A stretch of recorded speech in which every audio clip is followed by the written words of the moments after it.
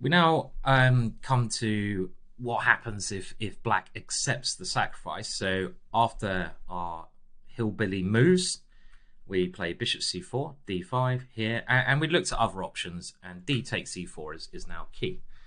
Now, I would like to say the other thing I like about the hillbilly is there's not that much to learn. I mean, you can go, of course, extremely deeply, but I never really have done. I've just known a couple of ideas because black doesn't have hundreds of different setups, and it's quite simple. And I want to try to keep it reasonably simple for you guys as well. This particular one. I mean, this course is hard enough with some of the deep analysis that if there is a way to keep it simple, let's do that.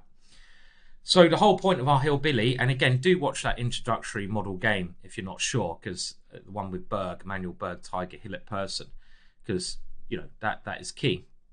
But the whole idea is this Queen H5. Now, after this move, black has two ideas, and in this video, we're concentrating on E6, which is the solid choice. Now, in these lines, it's not even going to be a gambit because we will win back that pawn. And I expect the resulting positions are fairly even, like a lot of Caro-Kann positions. But we have done something which we don't normally do in the Caro-Kann. We stopped this bishop from developing outside of the pawn structure. So this is a positional advantage for us. In the next video, we're going to look at, I would suggest, the more critical move, G6, because this way black is not giving up the pawn. But as we saw in Berg, the model game, we kind of looking forward to that kind of move because we get loads of play. So E6 here, and now we continue with knight C3, and there's no more natural move than playing knight to F6 here.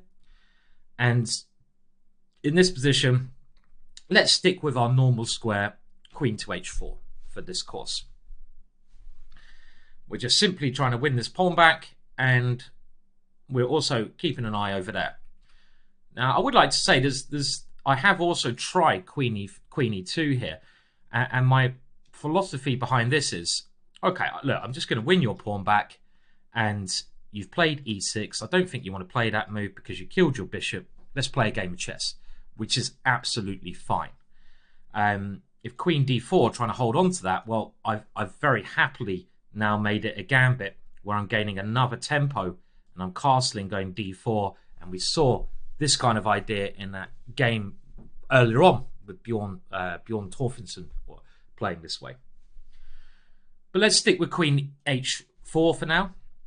And the other reason I like this move, we're playing the hillbilly, we're open for crazy positions, and knight bd7 is the normal move, and this did occur in the game Magnus Carlsen versus Tomaszewski, where Magnus Carlsen actually played f3 here. And we can always keep it a pure sacrifice if you really feel like going for it, which Magnus Carlsen won with white. But before we come to knight bd7, there is another interesting move, which is g5. And this is just an engine move. No human being would play this unless they've had a look at the engine. And this leads to a lot of fun. And I'm always hoping that my opponent's prepared a bit against the hillbilly, because this is one of the engine's top choices. Because I feel like after queen takes g5, the point now rook g8, queen e3, rook takes g2. Now we take this one back with equal material. I kind of feel like I'm really looking forward to playing this position with white, because the computer actually quite likes black, saying black's okay. But I just feel like it's much easier for us to play. I mean, like knight f3, d3, bishop d2, castles, our pieces are more developed, our queen's better placed, and I'm very happy here. And the threat already in this position is knight g3, just trapping that rook. So you have to play something like rook g4, and the computer now changes its mind here and starts to like white. And now just d3, securing that one. And after an exchange here, like I say, bishop d2 and castles, and when I first looked at when I first did the hillbilly, it was like 10, 15, no more than that, 20 years ago, and the computers weren't that strong. And I used to have loads of fun because the computers the weak computers would suggest this, but then you play a couple of moves and they're suddenly like, no, that wasn't a good idea. Nowadays, computers are much stronger. But this is a very pleasant and aggressive position to play, right? Bishop d2, castles. So e6, we go knight c3, our normal way of playing. Knight f6, queen here. And if black really tries to hold on to this one, it's just a blunder. Queen d4. And the reason this is a blunder is now, well, f3 is always a tempting way to play, but this is just strong. Knight to f3 is just a strong move. You can't take that one because of the queen. And after queen b4, let's kick that queen away. We're going to take on e4. We're going to get our pawn back, but we're going to get the pawn back with some extra developing moves in. So that's why knight bd7 must be one of black's best moves. And again, you can play like Magnus Carlsen with f3 here, but I don't see anything wrong with simply taking on e4. And now let's have a look. Knight takes e4, queen takes knight c5 is a simple way for black to play. One key thing to remember here, where do you put the queen? There's not really any point hovering over on the king side anymore, because we're not going for checkmate over there quickly now that more pieces have been exchanged. But the key square to put the queen is queen e3. Whites often put it on e2, but this is a much better square because we're aiming for a7 in a lot of lines, and this is a nice square. For example, d4 is coming next move, so black's going to have to take this one at some point. And now we take this way, and already we have this little threat over here in a lot of positions.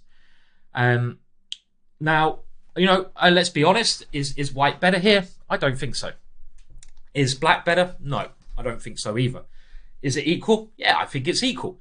But we've got an unexplored, interesting, unique position on move 10 with open lines, with lots of interesting new ways of playing. And that's what we want when we play some gambits. We want to go off the trodden paths and play a game of chess. And this is a very fresh position. And what are our ideas? Well, of course, we point out the A file. Other ideas, just normal developing, d4. We still might try to attack the king side. In some rare cases, I've even gone for this idea when I'm feeling super aggressive. We want to watch out for black playing b6, bishop b7, and c5. Which is one of his better plans because he's trying to get that bishop in the game. But at the moment, that bishop is bad. Let's have a look at some games that have occurred in this position. And again, this is just very fresh stuff. Well, a6 is a move that black's tried because that pawn is annoying. And now let's just do normal moves. Knight to f3, and we're going to follow up this with d4. So black maybe should play c5 now because, again, let's remember black's bishop is very bad and he wants to get it on this diagonal, and he doesn't want us to allow to play d4 because it's going to be very hard then to play this move. So c5 seems natural. And now let's just castle, and this bishop should probably move first. So bishop e7 looks the most solid square. If you go to d6, I would play d4 here because we have some ideas on the d file. And after pawn takes, I'd actually take with a queen, which forces castling. And now bishop e3. We're completing our development quicker. And we got rook d1 as a nasty threat. So this bishop doesn't look like the best square. I think black has to step out of that idea. And now I like queen e4. And this is trying to stop that bishop from developing because of b7. If you go bishop here, obviously I'd take that one. You can't move the b pawn. And I've got ideas here I've fully developed of rook d1, knight g5 looks like a lot of fun. And we can even try to get the rook around this way. And I think white's slightly better here. So after queen e3, and again, let's just go through these moves. e6 is a solid choice, like I mentioned, but you go knight c3, and the safest way to play is just to win our pawn back. Knight bd7, and now let's take that one, and here black should invariably capture and go knight c5. Key move queen e3, because after this one we have the pressure on a7, and if a6, let's develop, and if c5, let's castle. Bishop e7, we haven't looked at yet. What do we do here? Well, I would now play d3. because d4 is less effective because the bishop is not loose on that file. d4 might be okay, but I want to also be a little bit careful about playing d4, opening things up when I'm playing against the bishop pair. So I'm going to go d3, and after castles, again, I like this idea of queen e4. And we're just trying to make it a little bit harder for that one to develop. And our queen now, we've done the damage here. We forced this kind of little bit of a move that black doesn't want to play. And now I think black should try to swap queens. If he does go something sensible like queen c7, trying to now facilitate this bishop coming round, I would play bishop f4. And if bishop d6, one of the other points to put in the queen here, and an idea well worth remembering, hence why I'm showing it now, is knight g5. And this is a standard idea with our queen often after something like g6 poking over here, and already black's in a lot of trouble. Knight e4's come, this bishop hasn't got in. So queen d5 looks more sensible. And now I'm going to go knight e5, and we're trying to stop the bishop from developing, keeping a little bit of an advantage. And now the queens will probably come off in this position. And I feel that black is struggling to free his position. If he gets this bishop here, he's probably only equal, but it's very hard to do that. He can't move to d7 in this structure now. And we can always play f3 if he does get his bishop here, and that kills the bishop. Our knight, because of this a6 move, and black definitely didn't want to play this, has also options of sneaking into b6, and we have the rook quickly coming to d1, and we have a small advantage here. Definitely a small edge here. This is easy to play. And really, again, like I sort of said with this whole idea of e6, let's keep it simple. We don't need to overcomplicate. Knight here, queen h4, knight bd7. We looked at other options. Let's take that one. The key thing to remember is queen e3. At some point, black's going to have to take there. And now, what else can he try? Well, let's say he goes bishop e7. This is just the last move we're going to look at. And the point here is, if we take on a7, and the computer points this out, this is a line I don't know if your opponent will find easily. Queen d5 comes, and black gets some compensation. But I just want to now point out again that we can play knight to f3 here. And we don't need to grab that one. We're never going to be worse in these situations. And there was a game now. I mean, again, this hasn't really been seen except in blitz chess. Loads of players have been brave enough to try the hillbilly in blitz chess, but when it comes to over the board, I'm hoping it will catch on a bit. I'm sure it will after this. But there was a game where the young German grandmaster Svein, very strong in the blitz game in 2020. This was Grabinski against Svein, Internet Blitz 2020, continued c5 here. We mentioned that positionally this is a nice idea because of the bishop coming out. And now after castles, this again, what would you play here? Let's see if you've got the right idea now in this position.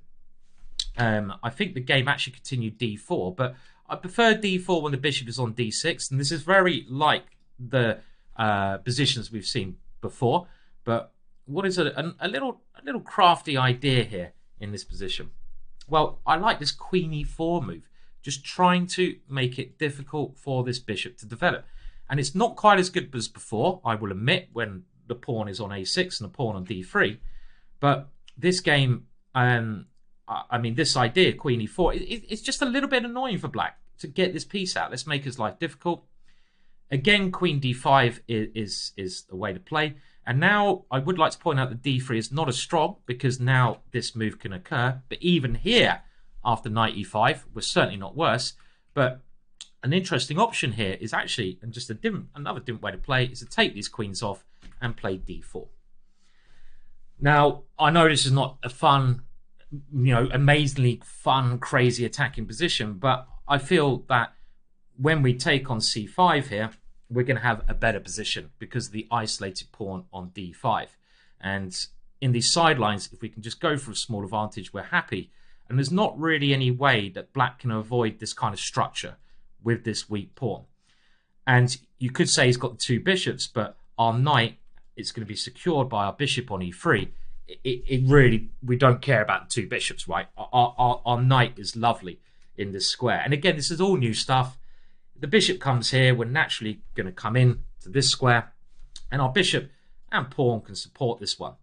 So this is one of the better lines that black can play. Now, one last thing I would like to point out, I did have one game which went a6 here, and now after castles, I think we should probably play d4, because again, we're trying to hold up c5, and this is the last little positional thing I wanted to mention, that if black can't play c5, then we should try to stop that move where we can, and we're going to next use our knight. I like our knight. Our knight is better than the bishop, and with our knight coming in here, what is our general plan if we get this position? Well, I think our general plan is actually to go rook d1, and then queen g3, and then bishop h6. So I'm just going to show that if black does nothing, which of course he won't. But I just want to show you the kind of things you're thinking of. Queen g3 and this kind of thing. Looks like a lot of fun. I did have a blitz game where I played rook a4 here. If you want to be really adventurous, you can try these ideas out, swinging it over, and then playing d4 with another piece in the attack. So much exploration to be had in these positions, but I think e6 is no threat to our position. Black's probably equal. Black has the bishop pair, but we also, in this sort of main line structure here, have the open A file. We have the better center. Our knight is very attractive coming into e5, and we have the easier development, so it's a slightly easier position for us to play. And do remember, in some of those lines, this little queen e4 move. So when c5 is played at some moment, do remember you also have this little queen e4 idea to try and stop black from developing. I would go knight f3 if it's this way around. If black ever tries to get this bishop in quickly, don't forget that we need not fear that with our knight diving very elegantly into the center. Our knight's always going to neutralize that bishop. I think black's equal, but you know, it's nothing to worry about or concern us, and it's fresh, new, no theory, fun to play. That's what we want. And the last video in the Hillbilly, we're going to move on to the critical move, g6. G6 is the way where we're going to make it a pure sacrifice.